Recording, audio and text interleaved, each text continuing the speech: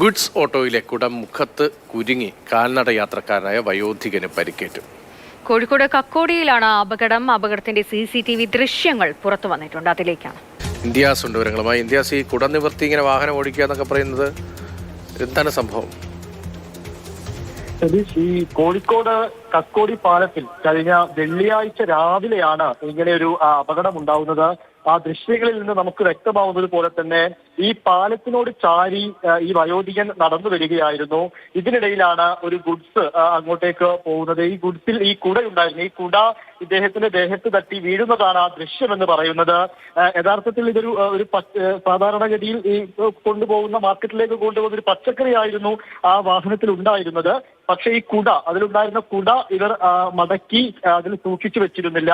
കുട നിവർത്തിയായിരുന്നു ഇട്ടിരുന്നത് എന്നാണ് അവിടെയുള്ള നാട്ടുകാർ തന്നെ പറയുന്നത്. അതാണ് ആ സമയത്ത് നല്ല കാറ്റും ഉണ്ടായിരുന്നു, അത് ഇദ്ദേഹത്തിന്റെ മേലിൽ തട്ടി വീഴുകയായിരുന്നു.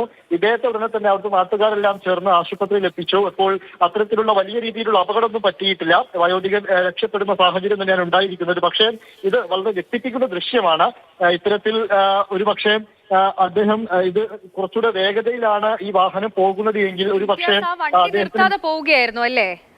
അതെ, തീർച്ചയായിട്ടും ആ വാഹനം നിർത്താതെ പോവുകയും തൊട്ടു പിന്നാലെ ഒരു കാറ് വരുന്നത് നമുക്ക് ആ ദൃശ്യങ്ങളിൽ നിന്ന് വ്യക്തമാണ്. പക്ഷെ ആ കാറ് കൃത്യസമയത്ത് അവിടെ ബ്രേക്ക് ചവിട്ടി നിന്നതുകൊണ്ട് മാത്രമാണ് ആ വയോധികൻ രക്ഷപ്പെട്ടതും. അതൊരു പ്രധാനപ്പെട്ട കാര്യമാണ്. എന്തായാലും ഇതൊരു വലിയ അപകടമാണ് എന്തായാലും ഒഴിവായത്. സന്ധ്യ. ശരി, ഇംതിയാസ്, അലക്ഷ്യമായി കുട നിവർത്തി വെച്ച് ഓടിച്ച ഒരു ഗുഡ്സ് ഓട്ടോയാണ് ഈ ഒരു അപകടത്തിന് കാരണമായത്. റോഡിലൂടെ നടന്നു പോവുകയായിരുന്ന വയോധികൻ ഈ കുടയിൽ തട്ടി വീഴുകയായിരുന്നു. തൊട്ടുപുറകിൽ ഒരു കാർ വരുന്നുണ്ടായിരുന്നു.